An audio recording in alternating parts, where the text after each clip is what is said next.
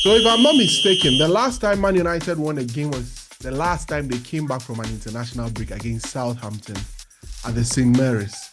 A couple of weeks later, United have not won any Premier League game. Guess what? United are back to winning ways in the English Premier League. And for the first time in the season, United have scored 2 goals at Old Trafford. In fact, the last time United scored a goal at Old Trafford in the league was the game against Fulham in the opening day. So a lot has happened in between that. It tells you the nature of the bad statistic that we've showed over the period. But you're once again welcome to United and Everything Football Podcast. We are here to analyze the game for you and what we saw in the game, to break it down for you, what happened in the first half, some bits of incident that happened that we'll try and then share our perspective on. I'm here with Kwame Intri Bwesiako, always here with us on the podcast, and also joined by the guy Sichu, the no ball pass. The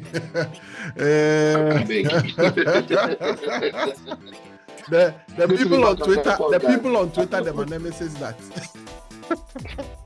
Right now, relax. You say right now, me. I just you're becoming a good boy. Eh? And I'm enjoying football like the ordinary football fan would. The ordinary football fan.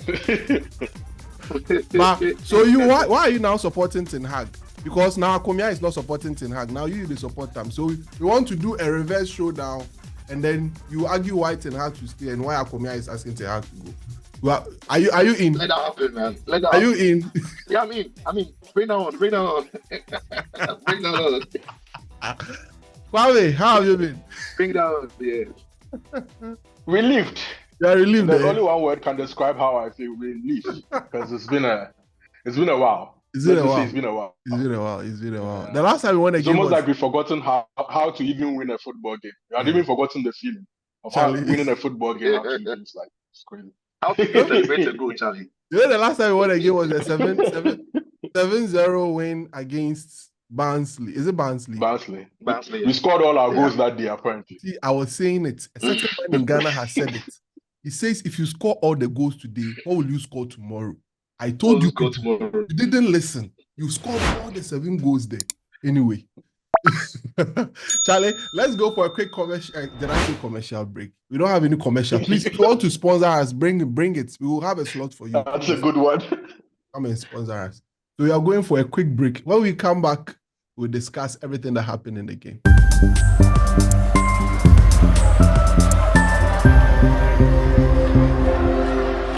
All right, thank you very much. We are back from the commercial break. It's still empty. So bring your commercials and let's advertise on it for you. The channel is big. We have a lot of audience. So bring it and let's do it for you on this channel. Contact us and let's do it for you. Anyway, remember to hit the subscribe button and hit the notification bell if you are new on this channel. And also, you know what? Before we get into it, let's listen to some of the things that other people have had to share after the game. We ask you to bring your 60 seconds videos to us every day. Yes, please. You know the email is there. Just send it to the email, as you can see on the screens. Every time after the game, before the game, we'll share with you here on this channel. So let's listen to what some of you had to say after the game. Well, it was a hard-fought victory, but we'll take it, given the circumstances and given how the team has been playing over the past few weeks. The first half was not so inspiring, but the second half, after conceding that late first half goal, the boys took responsibility more, and as fans we really want to see more of such performances. Take responsibility on the pitch, be responsible for each other on the pitch. I also saw something, I don't know if it's just me, but I saw a little more cohesion on the bench with the coach and his assistants. I saw them celebrating goals together and talking more. I don't know what happened over the international break, but we hope to see more of the same, and we hope to build some kind of momentum. That's all we are hoping for right now as fans. And bring on the next game. Bring on Jose. Glory, United. But not so glory, because we still do miss lots of chances. This game was coached to be a 4-1 game. It ended up 2-1. At this particular point in the season, I think we just have to take it game by game. when you look at our past results, we'll take this win, and then I hope the belief that the players get from winning keeps on going, because Eric Ten Hag really needs it. If he's going to keep his job, he really needs it.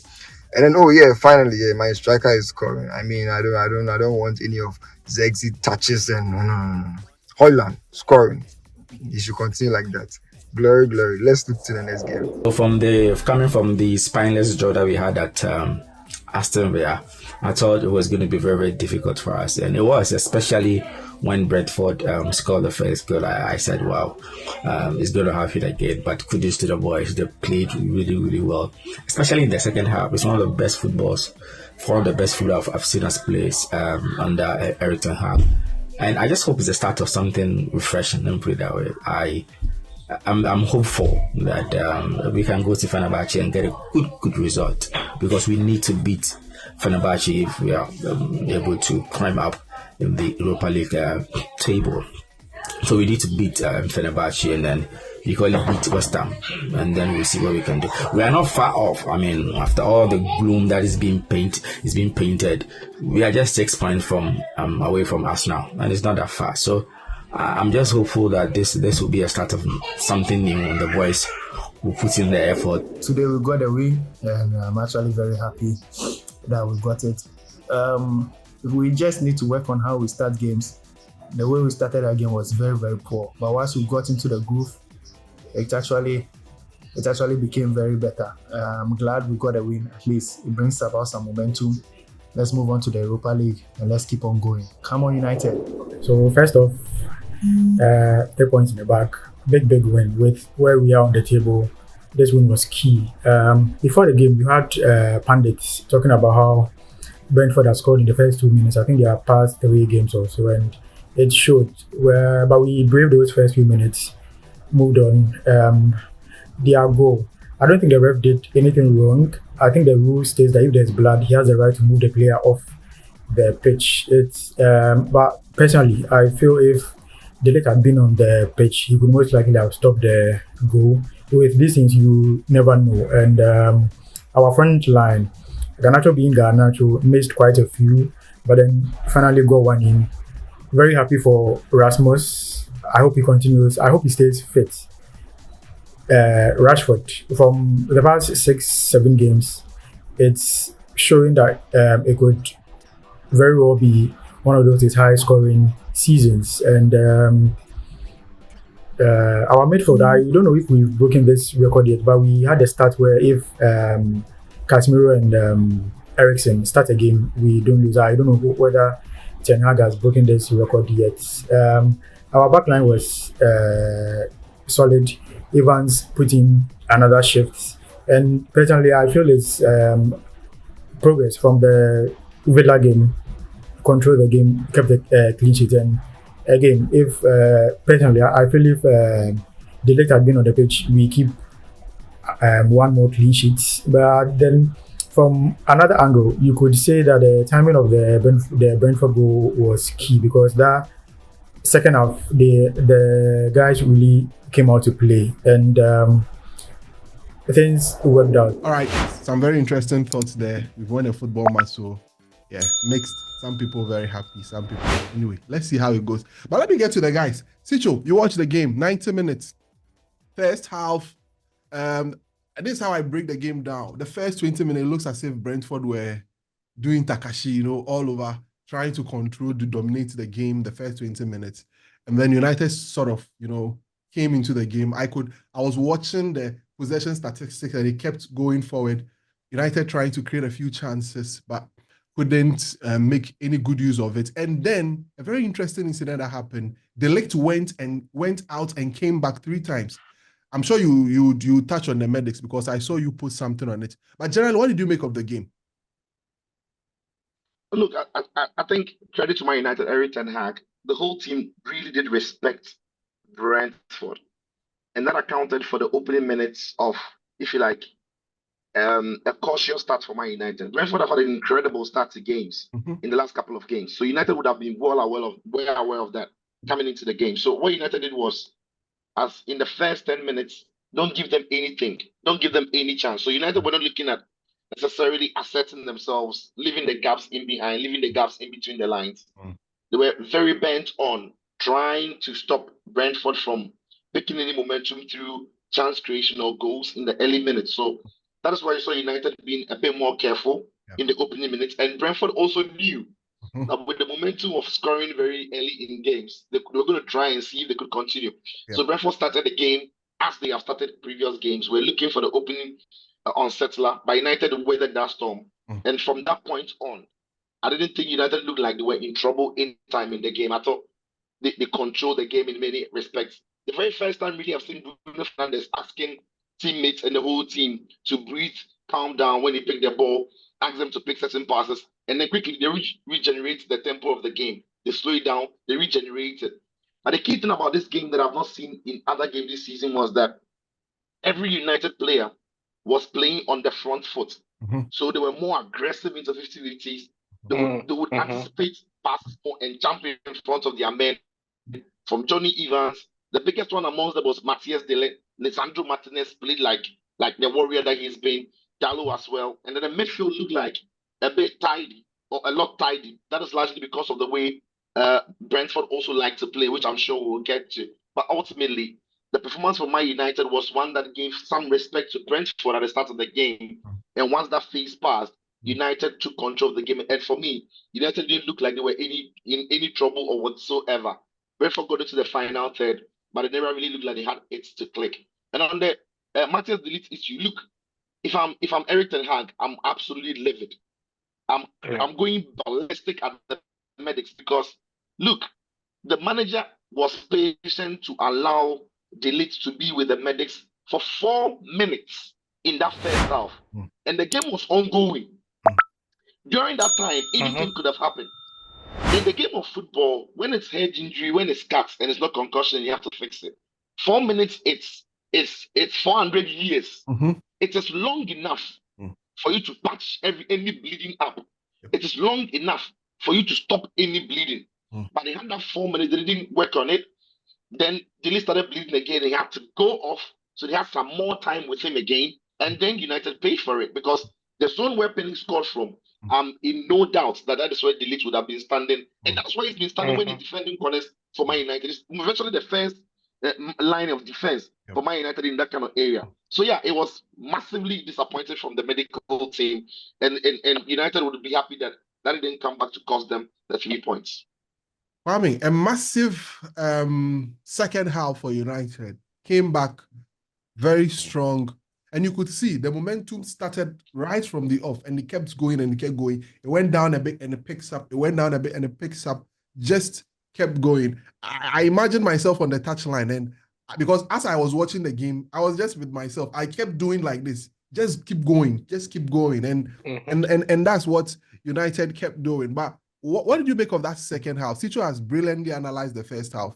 The events right on the stroke of halftime may have influenced how we came out in the second half. Sometimes you need something like that to go for you. Because you've seen United go down at Old Trafford this season and come out still the same. Still languid, no form of aggression, no intensity. But what I think happened was we felt hard done by everything that had happened leading up to the corner. The lead had to come off, and leaving that position vacant actually resulted in Brentford getting that opener. I was reading on Twitter that Ruud van Nistelrooy was kicking it off in the tunnel with the officials and everything. I think he got a yellow card and all. I think what happened was he did. These coaches got into the dressing room. These players felt hard done by a combination of probably a hairdryer treatment and the players just being, we shouldn't really be down right now. They came out like madmen, extremely aggressive. I've not seen United this aggressive in a long, long, long time. Every man was up for it. And the best thing that happened to us was the first opportunity in that first half actually went in. Because what we've been seeing this season is us missing certain chances. We missed those similar sort of chances in the first half. But the very first one from a very good cross from Rashford playing on the right-hand side. Oddly enough, he played on the right-hand side. And he played very, very well today. Pinpoint cross. Garnacho this time, for the up-in time, this time he was able to put the ball at the back of the net because in the first half, almost every decent opportunity fell to him. but he made this one count. And then from then, we never looked back. From then, you could just tell, like, we're just knocking on the door. Eventually, Bruno Fernandes was able to put in a lovely flick for Rasmus Højlund, who was exceptional today. The reason I say this is the first time I've seen him be dominant in terms of his hold-up play. Usually, we make fun of him in quotes by saying he's always wrestling, fighting the defenders. Always. And the reason why we say this is because he often comes off as the loser in those battles. Yep. But this time around, he rolled them so easily. He held the ball up so easily. He baited them into fouls. And every time he was able to roll his defender, right, the space on the pitch just opened up for Manchester United. Players were in space, especially on the wide areas. It was just fantastic to watch. And it was on repeat. I don't know why Brentford speaks to the deficiencies of their manager as well. It took him very, very long to actually react to the changes that we have made. Because what I also did notice was that our fullbacks this time, instead of just sitting back, in the first half, we just sat back. We're just trying to be in a flat back four and then defend properly. Sicho made a very good point of us respecting them. But I think we're respecting them too much. But this time around, what happened was our fullbacks were now playing inverted inwards and making runs in behind their defense. And they just couldn't deal with it. Whenever any of our fullbacks did that, what happened was our wide players just dropped back into the defensive position. So we're not caught easily on the break when we didn't make much of it. But it was just on repeat. We just kept on banging them. And I think we should have scored more. Dalot should have scored. We should just put the game to bed because I was feeling uneasy in those last minutes of that. And that's to be expected. I saw your tweet. United have not been confident. We've been fragile all throughout the season. So I'm just saying, you know what? This would really, really hurt if we don't see out this game. The repercussions of not seeing out this game would be very, very grave. Fortunately, we got over the line and we got our 3 points. A much needed 3 points. We got over the line, but it's true. There are still some talking points, especially about certain players and the mentality. I know we have a long way to go. We'll talk. I'll single out 2 players. One is Alejandro Garnacho. He had a fantastic game. Yeah, the arguments about his age and other things, but Charlie, the inexperience can be very worrying, and some of the decision making, that's him, and also Diogo Dalot, how he was able to miss out on Pinnock because he was the man holding Pinnock, allowed Pinnock move all the way to connect that header. Yeah, the legs would have been there and would have crashed perhaps with Pinnock, but for Diogo Dalot to have left, and prior to that, he's the one who let the corner go. Who allowed the corner in the first place and all of that. But let's look at these 2 talking points. Maybe if you have other players that you think you'd want to touch base on, but generally on the mentality of the team, what do you make of it? Well, the mentality of the team it's for me, it's not great. And it's evident in the way the season has gone or in previous seasons have gone.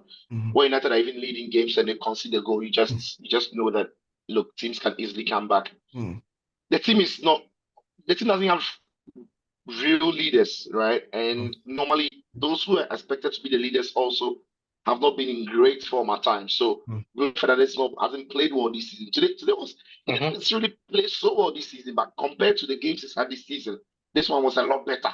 Right? But we know his levels. We know this is not his level. Casemiro hasn't played. In fact, it is his first start in the pitch since the disaster against Liverpool. So he's also a leader who is struggling. Then the other leader would be maybe, if you like, Johnny Evans. But the reason there are many leaders who a lot of these young players can fall back on, or will talk to these players to get them to switch on. And so that is where I think the team is lacking big time. People normally underrate how much experience the leaders bring into the team. And I think United is struggling from that. That I think has to do with what they are willing to compromise for a player for various reasons. For example, for a player like Dalot, what does it bring to your team and what is it willing to compromise? He's never been a great defender. His awareness in defending hasn't always been great. He's always been one of those defenders who is going to be caught, off guard, who's going to be caught napping, who's going to be a shade slow to react. That has always been in his game. But the other thing about him is he normally never really stops working for the team. And on the offensive, he can combine well. He can combine well. And think of it as Trent Alexander-Arnold. Well, Alexander-Arnold's end products are way better than Dallo. So Right. it's easy to forgive him for his defensive problems, right? But everybody knows he's not a great defender. And we know this for Dallo. The difference is on the other end of the pitch, it doesn't quite produce the elite numbers. So we are like, if you're not offering us so much high up the pitch, we expect it to be solid at the back. But that has never really been his game. So we need to understand that these are the deficiencies. So if you want a proper right back to defend for you, Dallo at this age is not going to get, in my opinion, is not going to get any better at defending. His game is cast in a certain mode. Attacking team, a team that keeps the ball well, he'll recover sometimes in time, but around him to small, he doesn't have it. And on Garnacho, look, there's something about wide players who have to take a lot of risk. They will frustrate you. Like even in their experienced years, they can be frustrating. Like Ian Robin and Frank Ribery could be frustrating in games because they will try to beat people. They will lose the ball. They will go again. They will go again. They will take some shots. They will cut in. They'll do things. Now, because United are under massive scrutiny, United have been winning. A lot of eyeballs will be on players who are not able to get around with dribbles, are not able to get all the shots on target. But if the team was flying, look, Vinicius Junior for Real Madrid doesn't always complete his dribbles. He loses a lot of the ball. Some of his shots are not great. Some of his attempted cross and pass are not good. But the team is winning, and it's most often than not a lot very consistent. So he gets away with it. I think what Ghana is doing comes with the age. And for me, it's unfortunate that United is struggling. Otherwise, I would have been encouraging it. Right? I would have been encouraging it. Keep doing it. Keep beating your men. Keep pushing them to the post. Keep taking those shots. Work on your weaker foot. Work on your crossing. Anticipate and get onto the end of the far post for the cross of Rashford. I thought his game today, even though he missed a couple of chances, which wasn't necessarily clear cut, it was more positive for me than negative because he kept going. I don't see a lot of players who, after 2 attempts, will back down. He did it. Garnacho didn't back down. He kept making those runs. He kept taking on his man. He was dangerous throughout the game. So for me, Garnacho is still young. He's not at a very settled club. And I feel for him for that. But United need to encourage him because he's one of those players who, for me, in the next 3 to 4 years, if he's properly taken care of, is going to be a world-class footballer. Fantastic. I mean, your analysis has calmed me down because I get sometimes worried, It's the pressure. Charlie, we are all under pressure. Even the fans, we are under pressure. Charlie, the guy misses a chance and Charlie, you are just... Can I add to the? Can I add a bit to the Garnacho thing? Go on. Cicho has broken. He's spoken so soothing to my heart. Every single word that he uttered was absolutely spot on, absolutely perfect. Because I have said this on this spot that if we are not careful, and we don't build a good team, we will throw Garnacho under the bus, just as many fans have blacklisted Marcus Rashford. Marcus Rashford has lived throughout the worst period in our living memory, right? Yet he's making something out of it. But what happens is when you don't build good teams and you are struggling almost all the time, we would end up throwing these players under the bus. And then they can't reach their full maximum. potential. They can't actually their full potential. Exactly. That's what I'm trying to say. So as soon as possible, Manchester United should be able to build a good team, just as Real Madrid built a good team to allow Vinicius Juniors to flourish. When people always make that comparison with Vinicius Juniors and Rashford's development and all those, I always say the same thing. At Real Madrid, they build good teams. If you build good teams, those mistakes go under the radar because at the end of the day, irrespective of the mistakes that this player is making, the team is winning. Fans can live with that. And through making those mistakes, somebody will make up for it. Keep going. Somebody will make up for it. And you keep making those mistakes. You keep on being encouraged to keep on going, like Chicho said. Just keep on going. And there will come a time where you just... That's what happened to Ronaldo at Manchester United. Exactly the same thing. That's all right. If he's messing up, right? You can put him on the sidelines. And Ryan Giggs can win you the game. And Wood Van Nistelrooy can win you the game. Somebody else will win you that game. So much so that all those step overs... I was frustrated when I was young watching Ronaldo make all those useless step overs on the touchline. That was not going anywhere. I remember so well. And then at a certain age, it just clicked. But the reason why that was allowed was that the team wasn't bad. The team was almost always on the brink of actually succeeding. Even in that dry 3-year spell under Alex Ferguson, we did not fall so low. We were still up there. winning big games, still competing in the Champions League, playing big games. Playing You know cup what I'm saying? finals. So, Yeah. playing cup finals and all. Mm. There is a bigger chance of a player like him being successful in such an environment than the current environment that Manchester United finds itself.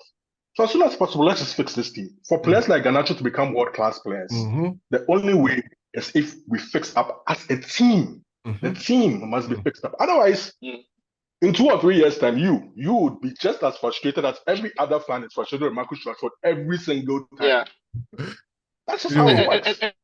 And for me, I will be worried if Garnacho stops taking on players, and when he gets the ball, he's shy of doing anything, and he gives an easy pass, tries to run in behind. That is why I'm worried for Garnacho. But if he's trying to take people on, and that is why I got worried for Marcus Rashford. When Rashford burst onto the scene, that was him. He was ghosting past players, nutmegging Demichelis, Otamendi, beating people left, right. At some point, when his confidence was low, Rashford didn't enjoy taking on players, and that is why I got worried for him. Yeah. So for me, I want Garnacho. And look at Garnacho. Garnacho doesn't lose the ball in areas that necessarily hurts the team. If he's going to lose the ball, it's only because he's trying to break down defense, take people on. And by taking 1 or 2 players on, it opens up spaces for others. So for me, the day Garnacho stops taking on players, I'm getting worried about Garnacho. But for as long as he keeps trying to do it, I'm backing him to continue to do it, to develop that trait that he's got. It's a special. And not many talents these days have got that ability that Garnacho has got. All of them have become passing merchants. That's true. That's true. It got to a point in, I think, when Rashford was being criticized, he started doing the simple things. And he wasn't losing the ball, but he just kept passing the ball backwards. Yeah. Just trying to make sure he doesn't lose the ball. And from nowhere, I think in the last couple of games, you can give your own criticism of his football or anything, but he's looked a lot more lively. The team isn't playing well, so you still go back to criticizing him. Today, for instance, he was on from the start to the end. He played the full 90 minutes and he was switched on, running back. And he deserved to. He deserved to. Tracking back, moving into position. And he was one of the most aggressive players today. And he was playing smartly too. Right. Trying to try and feint something, hit the ball against the opponent to get a throw-in, calm the game down and everything. And he was good. So it's great. It's great. I mean, the analysis is spot on that players of such nature are allowed. And it's important and it's imperative that we build a very good team around these boys so we would be able to get to maximize these special talents that they do have. It gets to a point now we are started criticizing Kobe Mainoo, but forgetting that the young man is barely 20 years old. Barely 20 years old. And he's being criticized and all of that. But that's football for you. And United. You are playing again. Again, just 1 second. A player like Kobe Mainoo is being played as a DM in a team that can't keep the ball. It's not a Kobe Mainoo problem. It's a structural and team problem because if you put Kobe Mainoo in any team that is capable of keeping the ball, he would. It's not like if like we've seen it. Yeah. Even at the Euros, the best of Kobe Mainoo came in games where England could sustain any meaningful possession, and it was brilliant, and he helped them to do it. Yeah. Right, but in a team of United where he has to chase down the ball, that is not his game. We'll crucify him for something that is not his fault and kill his vibe. But he is brilliant and he's a world-class talent. Nobody can tell me otherwise. World-class talent, says Ticho. Absolutely no doubt about that. We have 8 minutes to go, so I'm going to share it. I'm going to give them 3 minutes. Let's look at the way forward. Now, we have some interesting fixtures to come. We will come in the course of the week to talk about all of these, but 3 plus 3 points, what does it do for the team? Where do we go from here? And a bit of an ease on Eric Ten Hag. I mean, now he can just go and sip his wine and look at the next game, which is against Jose Mourinho's Fenerbahce in Turkey. Another very Kwame, go first. Kwame, is it go first? I should go first. There is no relaxation points now. I told you about these next 7 games. He's chalked off the first one. Yeah. It's great. It's fantastic, but it doesn't stop there. The pressure is still on. The pressure is still on. That's the pressure is absolutely on because the next game, it's also another one it's in a competition we haven't started well. Correct. And we need to put things right. That's where the pressure comes. Yeah. It's a different competition that we've started off very, very poorly, and we have to sort of right the wrongs of the first 2 games. So pressure is on. He has to go to Turkey and get a result. I feel it's Fenerbahce, right? There are a few factors in there: the Jose factor, Fred, and Amrabat, and all. I get it, but then Fenerbahce is not Galatasaray. Correct. In our dysfunctional state, we went to Turkey last year and we should have actually won. I don't know how we won that game. That's the day I gave up on Pelistri, if you remember. Yeah, I remember. That very game was the day I gave up on Pelistri. Empty goal, he couldn't put the ball out. I said, you can't be a Manchester United player. It's impossible. You're not there. But then we have to go to Turkey. They are not Galatasaray. It's not the same kind of assignment. Yeah. We've gotten off the back of a good win, because this is a good win against a good team. Yeah. Don't look at Brentford's size and whatever and think they are a problem. City found out they are a problem. They've given everybody a problem. So off the back of a very good win, we should go there and sort of correct the wrong of our poor start in the Europa League. We should do something. Tijo, wrap it up for us in 2-3 minutes. I think it's a good win. And the attitude of the team was good. Yeah, it's a good win. The attitude of the team today was good. But look, that's the thing about Man United. Can they be consistent? Right? Can they be consistent? And that is what Eric Ten Hag will be hoping to do. They play against a Fenerbahce side who I think it can be tricky. It's away from home. United, when they've traveled in Europe, and Ten Hag's record in Europe is not great. Just in fact, Fred, Amrabat, and Kwame mentioned it. All of that is going to play. But if you're able to get past Fenerbahce and get a win, I'm looking at the game against West Ham that follows. The game against Leicester that follows, and Chelsea at Old Trafford. Then there is PAOK, there is Leicester, and there is Ipswich, and there is Bodo Glimt, right? Now, if you get these games, if you are able to get past Fenerbahce and keep any momentum, we can go on a run. To be fair, we can really go on a run, and that could change all of a sudden, because the only tricky game after Fenerbahce, in my opinion, would be maybe Chelsea. Where they've got everybody back, and if at that time they also have any momentum going, then that could be it. Apart from that, you've got Leicester, you've got PAOK, you've got Leicester again, because the Leicester game is in EFL. Then you come and play Leicester in the Premier League. Then you play Ipswich. Then you go and play Bodo Glimt. You've got Everton before Arsenal and Forest. So the game against Fenerbahce should be a must-win or a good performance, must not lose game. And then the season can maybe then kick on from there. We'll see how that goes.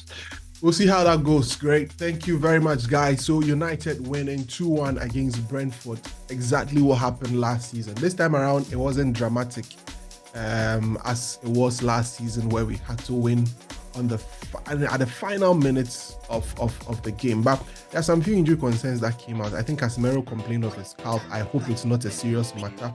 But aside that, I think we came out cleanly in that particular game. We know De Ligt had a bit of a cut. It's going to be resolved because he lasted the entire duration of the game. Johnny Evans, as usual, has been a story. Man of the match, right? De Ligt, what do you think? Yeah, De Ligt. Yes, he bled. He really bled. He just didn't bleed. He played. No, Garnacho. It's got to be for me, Garnacho. Well, Garnacho. I get why De Ligt would be. He played like a warrior. Yes, so yeah, maybe yes, then De yes. Ligt. I mean, these are that you have. De Ligt for United fans. Yes. Garnacho for match review panel. But for my United fans, the Ligt performance was just like killing yourself for the team, bleeding passion, like this a red devil, passion, like, passion. Yeah, passion. Show me passion. I know where you are going.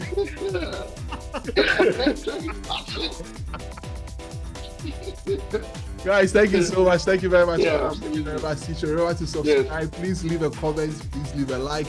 We'll see you in the course of the week where we do a preview of the game against Fenerbahce. Maybe in between that, if there are news and other things, we'll bring them into you here on United and everything football. Subscribe, like, share, comment, and do everything for us. We'll see you on the next one. Have a great time. Bye-bye.